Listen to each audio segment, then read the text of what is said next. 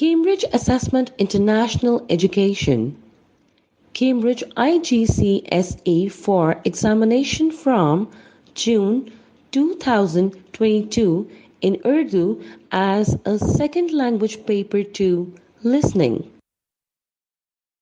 Turn over now.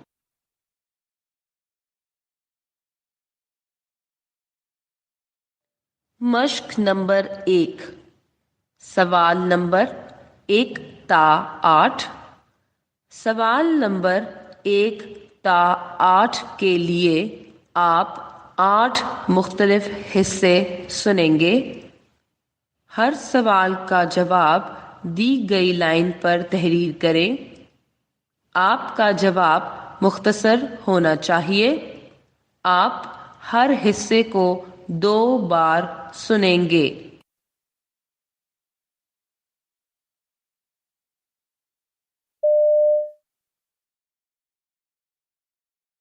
سوال number 1۔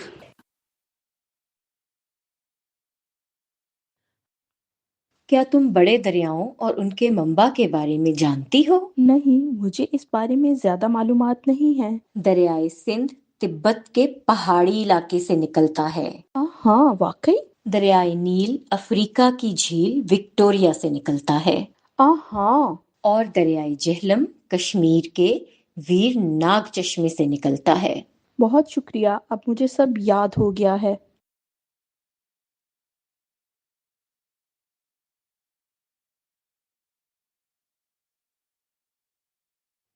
کیا تم بڑے دریاؤں اور ان کے منبع کے بارے میں جانتی ہو؟ نہیں، مجھے اس بارے میں زیادہ معلومات نہیں ہیں۔ دریائے سندھ تبت کے پہاڑی علاقے سے نکلتا ہے۔ ہاں، واقعی؟ دریائے نیل افریقہ کی جھیل وکٹوریہ سے نکلتا ہے۔ ہاں۔ اور دریائے جہلم کشمیر کے ویر ناگ چشمے سے نکلتا ہے۔ بہت شکریہ، اب مجھے سب یاد ہو گیا ہے۔ سوال نمبر 2۔ آرام دہ گھر، صاف اور صحت مند خوراک، بہتر طبی سہولتیں اور روزگار کی دستیابی انسان کی بنیادی ضروریات ہیں، اور ان کا میسر ہونا خوشحالی کہلاتا ہے۔ ان سہولتوں کے حصول کے لیے محنت، دلچسپی اور لگن سے کام کرنا ضروری ہے، کیونکہ معاشرے کی خوشحالی ہی ملک کی ترقی کی علامت ہوتی ہے۔ ملکی وسائل سے مکمل فائدہ اٹھانے کے لیے افراد کا تعلیم یافتہ اور تربیت یافتہ ہونا لازمی ہے۔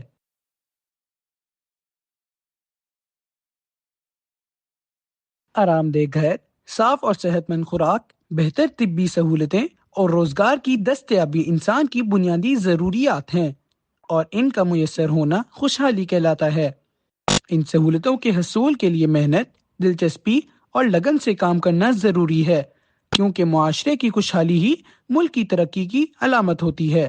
ملکی وسائل سے مکمل فائدہ اٹھانے کے لیے افراد کا تعلیم یافتہ اور تربیت یافتہ ہونا لازمی ہے۔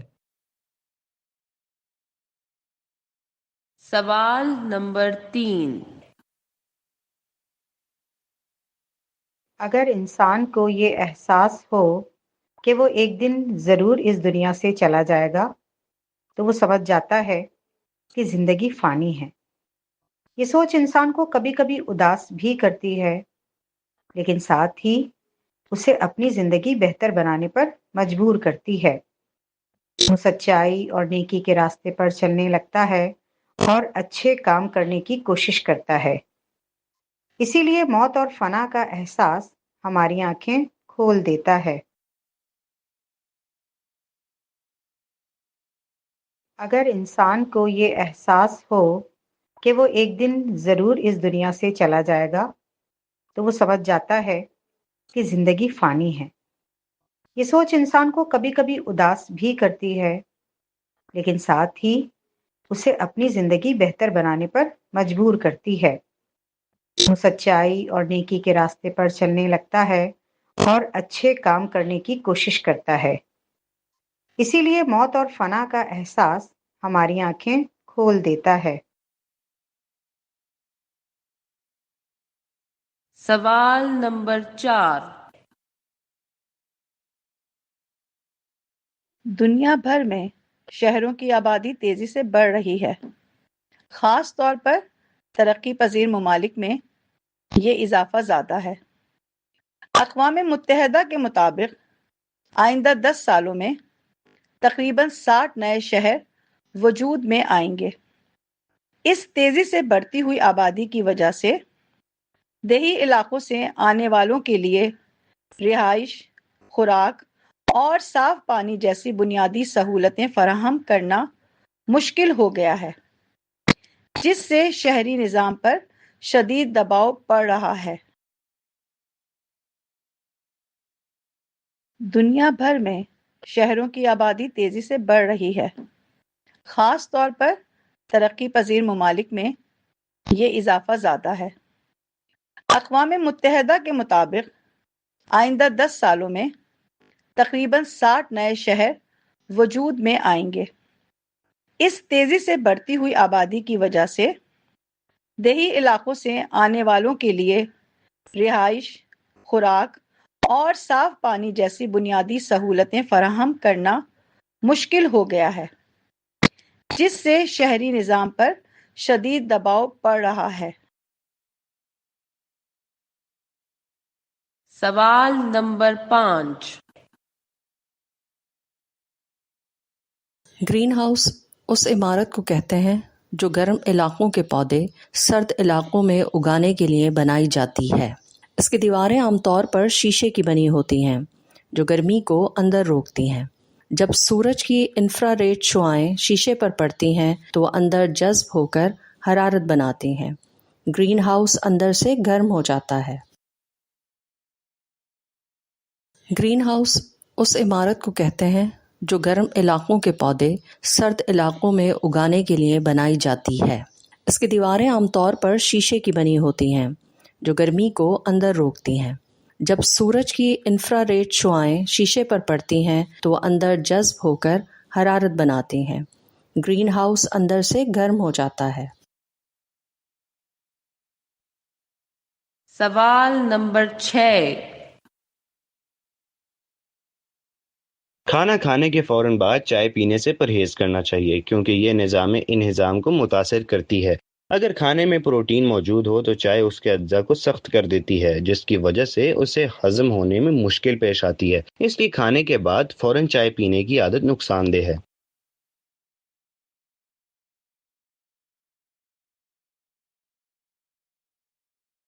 کھانا کھانے کے فوراً بعد چائے پینے سے پرہیز کرنا چاہیے کیونکہ یہ نظام انہضام کو متاثر کرتی ہے۔ اگر کھانے میں پروٹین موجود ہو تو چائے اس کے اجزاء کو سخت کر دیتی ہے، جس کی وجہ سے اسے ہضم ہونے میں مشکل پیش آتی ہے۔ اس لیے کھانے کے بعد فوراً چائے پینے کی عادت نقصان دہ ہے۔ سوال نمبر 7۔ پہاڑی دروں میں بڑا سکون بخش سما ہوتا ہے، آبشاروں میں بہتا شفاف پانی، پرندوں کا چہچہانا، چکوروں کے سیل اور بادل جو پانی کے موتی زمیں سے اٹھا کر اپنی آغوش میں سمیٹے چلتے ہیں، تو جنت کا سا سما ہوتا ہے۔ انسان جب اس بادل کی ہلکی سی پھوار اپنے چہرے پر محسوس کرتا ہے تو عجیب دل فریب احساس ہوتا ہے۔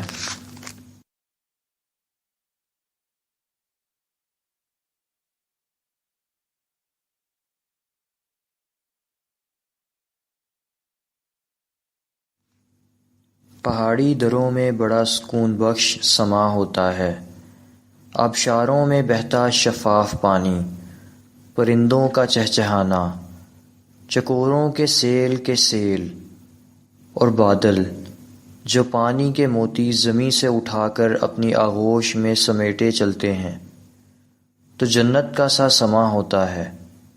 انسان جب اس بادل کی ہلکی سی پھوار اپنے چہرے پر محسوس کرتا ہے تو عجیب دل فریب احساس ہوتا ہے۔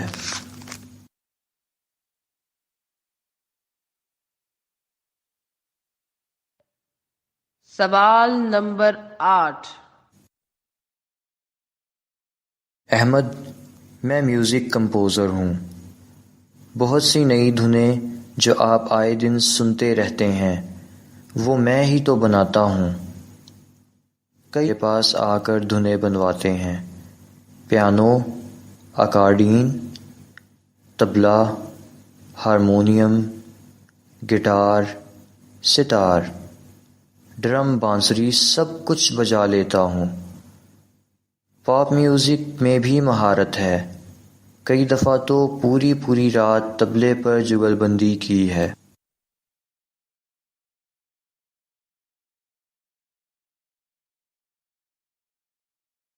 احمد، میں میوزک کمپوزر ہوں۔ بہت سی نئی دھنیں جو آپ آئے دن سنتے رہتے ہیں وہ میں ہی تو بناتا ہوں۔ کئی نئے فنکار میرے پاس آ کر دھنیں بنواتے ہیں، پیانو، اکارڈین، طبلہ، ہارمونیم، گٹار، ستار، ڈرم، بانسری سب کچھ بجا لیتا ہوں۔ پاپ میوزک میں بھی مہارت ہے، کئی دفعہ تو پوری رات طبلے پر جگل بندی کی ہے۔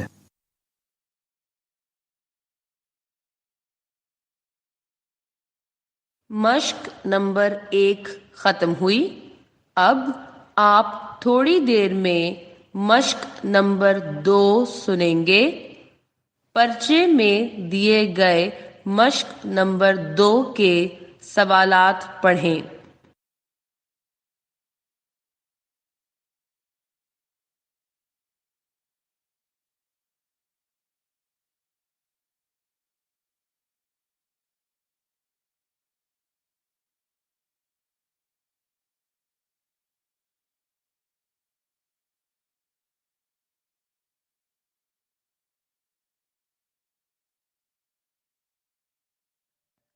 مشق نمبر 2، سوال نمبر 9۔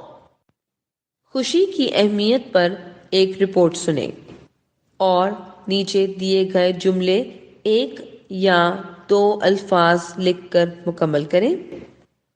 آپ یہ رپورٹ 2 بار سنیں گے۔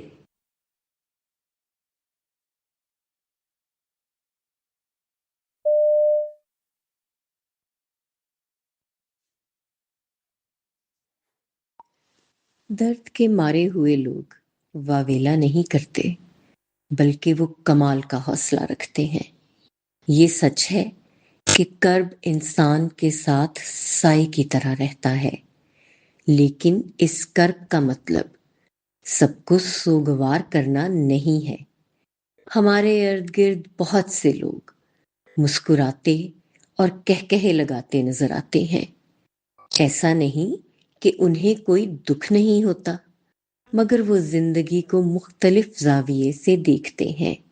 وہ جانتے ہیں کہ لبوں پر مسکراہٹ سجا کر رکھنا بڑے ظرف کا کام ہے۔ خوش رہنا نہ صرف انسان کی طبیعت کو بہتر بناتا ہے بلکہ یہ ہمارا سماجی فریضہ بھی ہے۔ خوش رہنا اور خوش دکھائی دینا دراصل زندہ ہونے کی علامت ہے۔ زندگی میں خوشی کے لیے جگہ خود پیدا کرنی پڑتی ہے، کیونکہ ہر وقت آسودہ رہنا ممکن نہیں۔ یہ آسودگی انسان کی روح کو بے چین کر دیتی ہے اور اندرونی سکون کو متاثر کرتی ہے۔ اگر انسان چھوٹی چھوٹی باتوں میں خوشی تلاش کرنا سیکھ لے تو زندگی زیادہ آسان اور خوبصورت بن سکتی ہے۔ اسی لیے انسان کو خوشیوں کو تخلیق کرنا سیکھنا پڑتا ہے اور اپنی اس تخلیق سے لطف اندوز بھی ہونا چاہیے۔ ہماری بہت سی خوشیاں دوسروں کی خوشیوں سے جڑی ہوتی ہیں، اس لیے ہمیں غم پھیلانے کی بجائے خوشیاں بانٹنی چاہیے۔ خوش مزاجی نہ صرف اپنے لیے بلکہ دوسروں کے لیے بھی راحت کا سبب بنتی ہے۔ حقیقت یہ ہے کہ خوشی کسی کی میراث نہیں ہے۔ اگر انسان کوشش کرے تو وہ کائنات کے ہر عمل سے خوشی حاصل کر سکتا ہے۔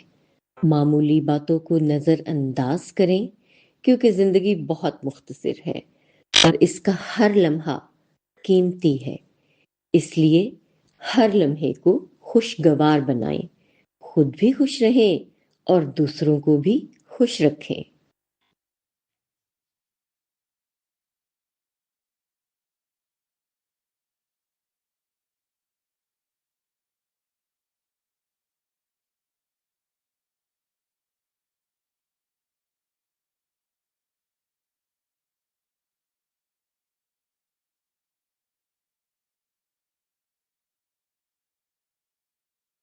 اب آپ یہ رپورٹ دوبارہ سنیں۔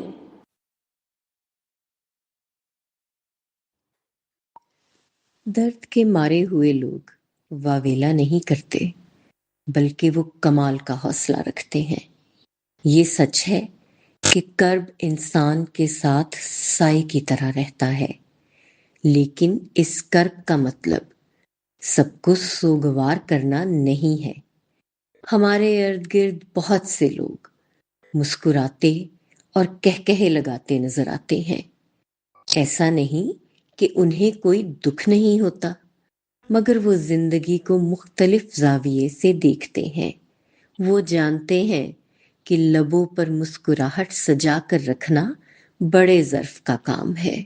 خوش رہنا نہ صرف انسان کی طبیعت کو بہتر بناتا ہے، بلکہ یہ ہمارا سماجی فریضہ بھی ہے۔ خوش رہنا اور خوش دکھائی دینا دراصل زندہ ہونے کی علامت ہے۔ زندگی میں خوشی کے لیے جگہ خود پیدا کرنی پڑتی ہے، کیونکہ ہر وقت آسودہ رہنا ممکن نہیں۔ یہ آسودگی انسان کی روح کو بے چین کر دیتی ہے اور اندرونی سکون کو متاثر کرتی ہے۔ اگر انسان چھوٹی چھوٹی باتوں میں خوشی تلاش کرنا سیکھ لے تو زندگی زیادہ آسان اور خوبصورت بن سکتی ہے۔ اسی لیے انسان کو خوشیوں کو تخلیق کرنا سیکھنا پڑتا ہے اور اپنی اس تخلیق سے لطف اندوز بھی ہونا چاہیے۔ ہماری بہت سی خوشیاں دوسروں کی خوشیوں سے جڑی ہوتی ہیں، اس لیے ہمیں غم پھیلانے کی بجائے خوشیاں بانٹنی چاہیے۔ خوش مزاجی نہ صرف اپنے لیے بلکہ دوسروں کے لیے بھی راحت کا سبب بنتی ہے۔ حقیقت یہ ہے کہ خوشی کسی کی میراث نہیں ہے۔ اگر انسان کوشش کرے تو وہ کائنات کے ہر عمل سے خوشی حاصل کر سکتا ہے۔ معمولی باتوں کو نظر انداز کریں، کیونکہ زندگی بہت مختصر ہے اور اس کا ہر لمحہ قیمتی ہے۔ اس لیے ہر لمحے کو خوشگوار بنائیں، خود بھی خوش رہیں اور دوسروں کو بھی خوش رکھیں۔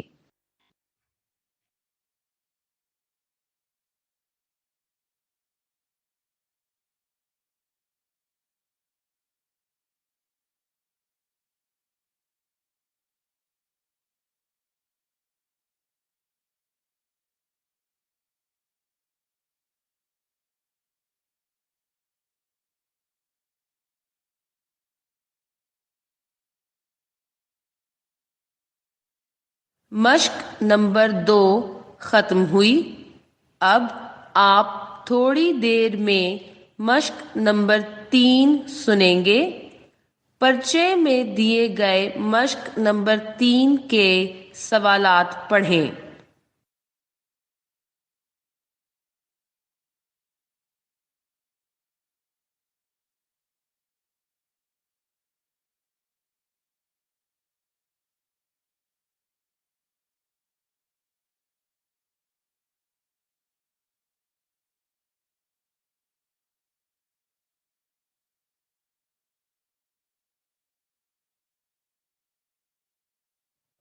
مشق نمبر 3 سوال نمبر 10۔ آپ تمباکو نوشی کے متعلق 6 اشخاص کی گفتگو سن رہے ہیں۔ ہر ایک شخص کو اس کی دی گئی رائے A تا G سے ملائیں۔ ہر شخص کے لیے انگریزی حروف A تا G میں سے ایک حرف دیے گئے خانے میں لکھیں۔ ہر حرف کا استعمال صرف ایک بار کریں۔ ایک حرف اضافی ہے جسے استعمال کرنے کی ضرورت نہیں ہے۔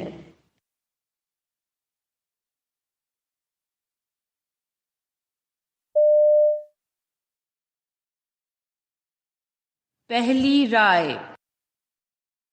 मेरे नज़दीक मौजूदा दौर ने जहां इंसान को बेशुमार आसानियां फराहम की हैं, वहीं तबाही के कई रास्ते भी खोल दिए हैं। इंसान खुद अपनी बर्बादी का सामान कर रहा है। हर उम्र के लोग, चाहे बच्चे हों, जवान हों या बुजुर्ग, तेज़ी से तंबाकू नोशी की तरफ माइल हो रहे हैं। ये मनशियात एक वबा की सूरत इख्तियार कर चुकी है। सिगरेट पीने वाले इस बात पर गौर नहीं करते कि वो अपनी दौलत के साथ साथ अपनी सेहत को भी नुकसान पहुंचा रहे हैं। दूसरी राय। मेरी राय में आज की नौजवान नस्ल फैशन के तौर पर सिगरेट नोशी को अपना रही है। माहौल का इंसान पर गहरा असर होता है और नौजवान उसी के मुताबिक ढल जाते हैं।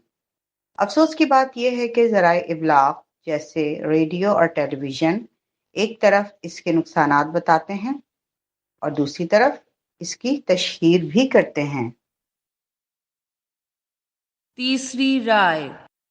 मैंने एक मज़मून में पढ़ा था कि तंबाकू में निकोटीन नामी मादा पाया जाता है जो इंसानी जिस्म के लिए इंतहाई नुकसानदेह है और फेफड़ों के सरतान का सबब बनता है।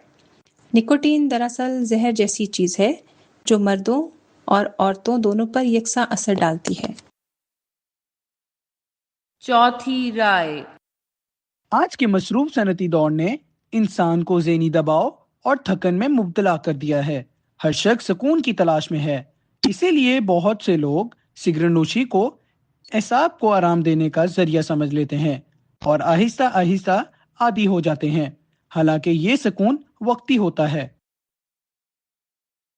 पांचवी राय।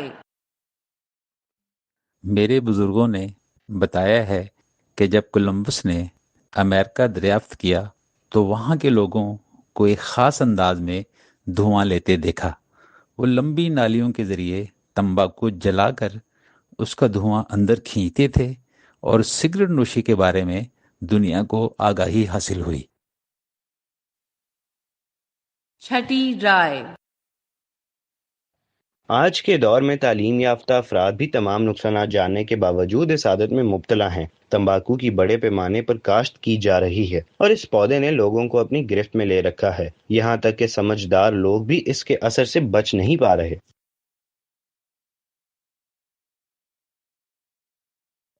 अब आप ये गुफ्तगू दोबारा सुनें।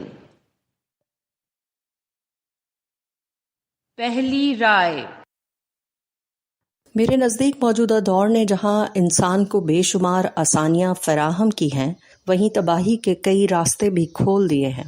इंसान खुद अपनी बर्बादी का सामान कर रहा है। हर उम्र के लोग, चाहे बच्चे हों, जवान हों या बुजुर्ग, तेज़ी से तंबाकू नोशी की तरफ माइल हो रहे हैं। ये मनशियात एक वबा की सूरत इख्तियार कर चुकी है। सिगरेट पीने वाले इस बात पर गौर नहीं करते कि वो अपनी दौलत के साथ साथ अपनी सेहत को भी नुकसान पहुंचा रहे हैं। दूसरी राय। मेरी राय में आज की नौजवान नस्ल फैशन के तौर पर सिगरेट नोशी को अपना रही है। माहौल का इंसान पर गहरा असर होता है और नौजवान उसी के मुताबिक ढल जाते हैं। अफसोस की बात यह है कि ज़राए इब्लाग जैसे रेडियो और टेलीविज़न एक तरफ इसके नुकसानात बताते हैं और दूसरी तरफ इसकी तशहीर भी करते हैं। तीसरी राय। मैंने एक मज़मून में पढ़ा था कि तंबाकू में निकोटीन नामी मादा पाया जाता है जो इंसानी जिस्म के लिए इंतहाई नुकसानदेह है और फेफड़ों के सरतान का सबब बनता है। निकोटीन दरअसल जहर जैसी चीज़ है जो मर्दों और औरतों दोनों पर यकसा असर डालती है। चौथी राय। आज के मसरूफ सनती दौर ने इंसान को ज़हनी दबाव और थकन में मुब्तला कर दिया है। हर शख्स सुकून की तलाश में है, इसीलिए बहुत से लोग सिगरेट नोशी को एसाब को आराम देने का जरिया समझ लेते हैं और आहिस्ता आहिस्ता आदी हो जाते हैं, हालांकि ये सुकून वक्ती होता है। पांचवी राय। मेरे बुजुर्गों ने बताया है कि जब कोलंबस ने अमेरिका दरियाफ्त किया तो वहाँ के लोगों को एक ख़ास अंदाज में धुआं लेते देखा। वो लंबी नालियों के ज़रिए तंबाकू जलाकर اس کا دھواں اندر کھینچتے تھے اور سگریٹ نوشی کے بارے میں دنیا کو آگاہی حاصل ہوئی۔ چھٹی رائے، آج کے دور میں تعلیم یافتہ افراد بھی تمام نقصانات جاننے کے باوجود اس عادت میں مبتلا ہیں۔ تمباکو کی بڑے پیمانے پر کاشت کی جا رہی ہے اور اس پودے نے لوگوں کو اپنی گرفت میں لے رکھا ہے، یہاں تک کہ سمجھدار لوگ بھی اس کے اثر سے بچ نہیں پا رہے۔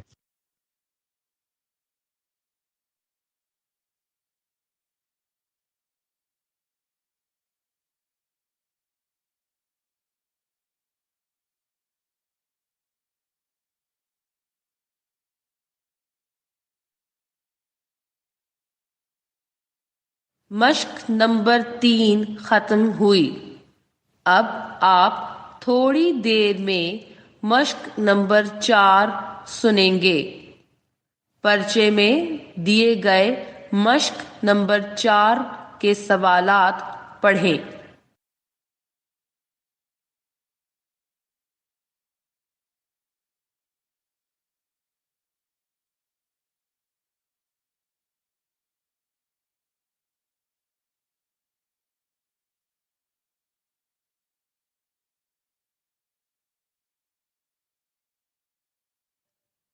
مشق نمبر 4، سوال نمبر 11 تا 18۔ آپ فون پر قندیل اور سمیہ کی ابن بطوطہ کے بارے میں گفتگو سن رہے ہیں۔ گفتگو سن کر ہر سوال کے لیے اے، بی، سی میں سے صحیح جواب کے سامنے دیے گئے خانے میں ٹک کا نشان لگائیں۔ آپ یہ گفتگو 2 بار سنیں گے۔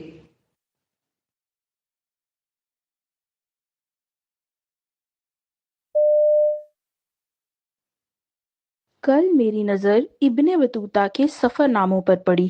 کیا تم ابن بطوطہ کے بارے میں جانتی ہو؟ ہاں، ابن بطوطہ مسلمانوں کے ایک عظیم سیاح تھے اور ان کا پورا نام عبداللہ ابن بطوطہ المعروف ابن بطوطہ ہے۔ ہاں، تم ان کے بارے میں اور کیا جانتی ہو؟ میں نے ان کا سفر نامہ رحالہ پڑھا ہے، جس میں انہوں نے تقریباً 75,000 میل طویل سفر کی تفصیل بیان کی ہے۔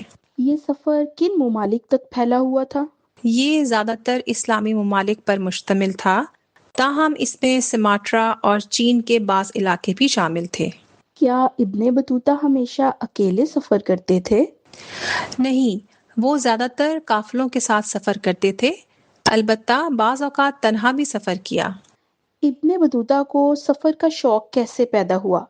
کیا یہ کوئی مجبوری تھی یا شوق؟ انہوں نے 21 سال کی عمر میں پہلا حج ادا کیا، جس کے دوران مصر، شام اور حجاز کے علاقے دیکھے۔ اسی سفر نے ان کے اندر سیاحت کا شوق پیدا کیا۔ وہ اپنے سفر کی کیا منصوبہ بندی کرتے تھے؟ انہوں نے ایک اصول بنا رکھا تھا کہ کسی راستے کو دوبارہ اختیار نہیں کریں گے۔ وہ جہاں بھی جاتے وہاں کے بادشاہوں، سلطانوں اور حکمرانوں سے ملاقات کرتے، اپنی رودات سناتے اور اسی طرح اپنے سفر کے اخراجات کا بندوبست بھی کر لیتے تھے۔ انہوں نے کن ممالک کا زیادہ سفر کیا؟ انہوں نے اپنی زندگی کا ایک بڑا حصہ افریقہ، صحرائے عرب اور وسطی ایشیا میں گزارا اور اسی دوران ریگستانی، صحرائی اور سمندری راستوں کو عبور کیا۔ اپنے دور میں انہیں کیا اہمیت حاصل ہوئی؟ ان کا شہرہ ہر طرف پھیل چکا تھا۔ اس کی ایک مثال یہ ہے کہ جب وہ دہلی پہنچے تو شاہ محمد بن تغلق نے شہر سے باہر نکل کر ان کا استقبال کیا، انہیں تحائف دیے اور دہلی میں قاضی کا عہدہ بھی پیش کیا۔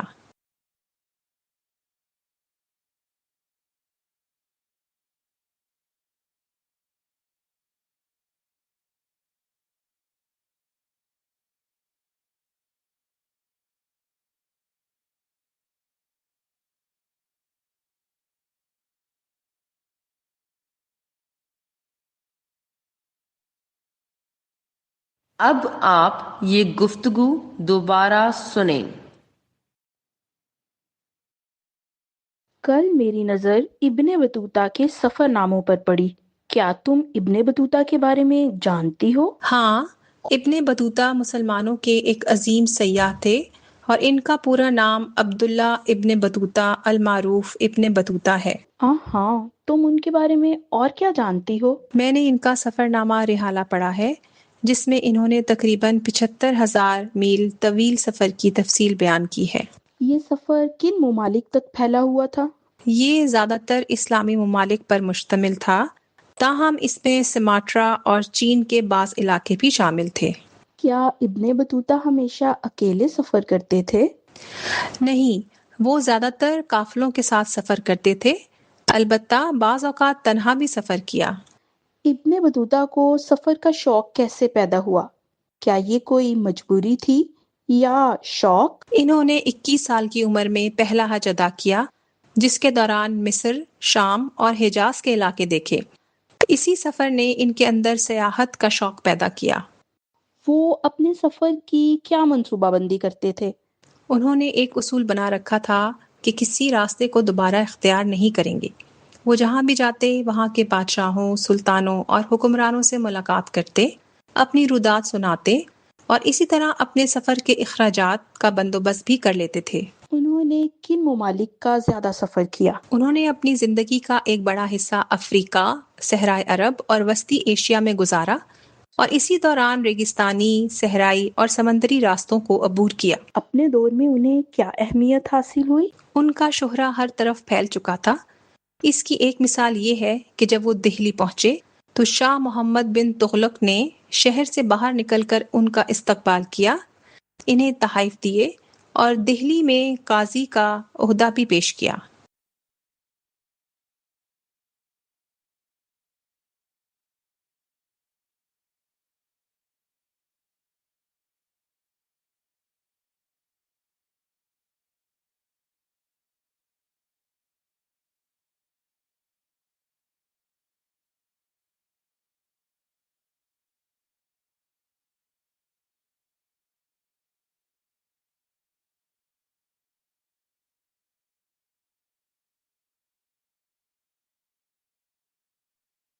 ریکارڈنگ ختم ہوئی اور اس کے ساتھ یہ امتحان بھی ختم ہوا۔ This is the end of the recording and of the examination.